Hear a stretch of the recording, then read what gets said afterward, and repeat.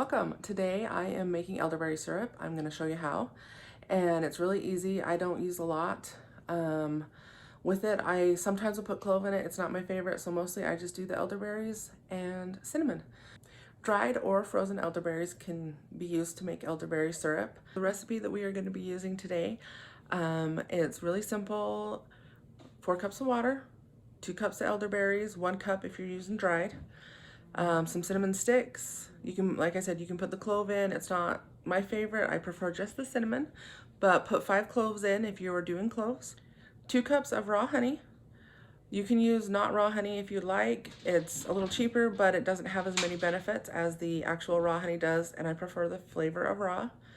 We're also going to add a 1/4 cup lemon juice, but both the lemon juice and the honey are going to go in after we have boiled our berries in water and gotten the juice out, and then cooled down a little, because especially if you're using that raw honey, you don't want your juice to be too hot when you add the honey, or it will kill all that beneficial bacteria and stuff in the honey, and you might as well have just bought the cultured honey. So we'll go ahead and get started.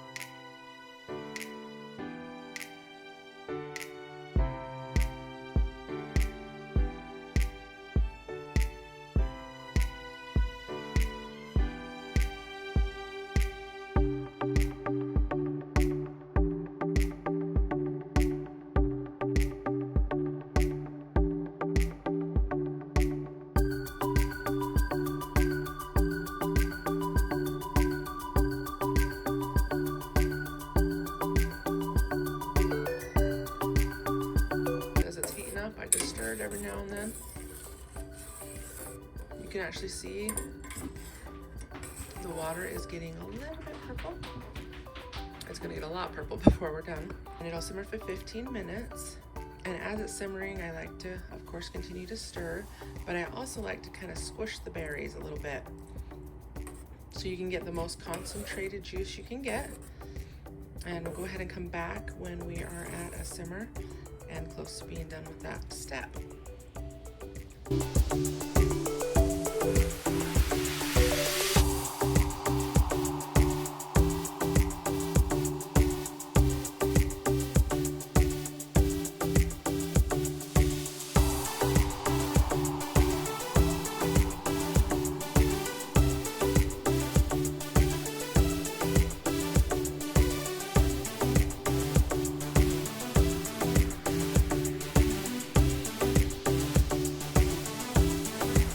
This has gone for 15 minutes. We are going to go ahead and strain this, and I just use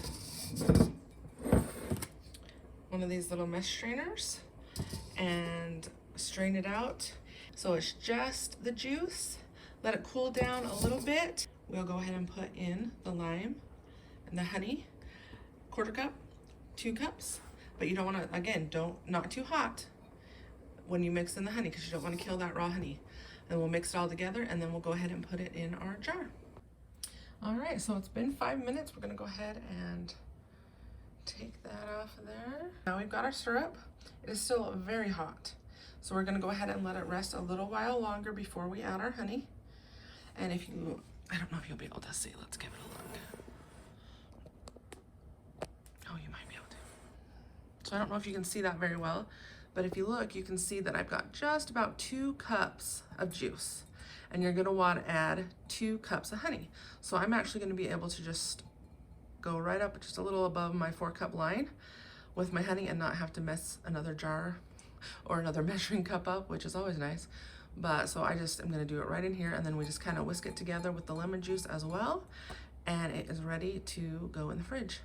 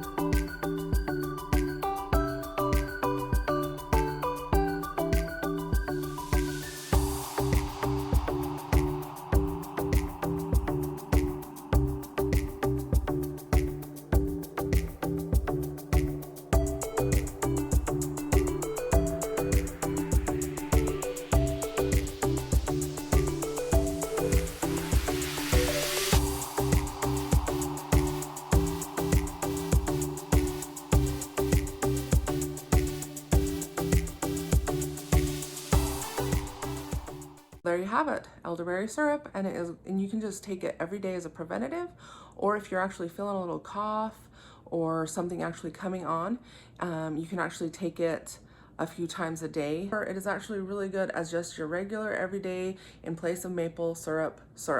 Pancakes, waffles, French toast.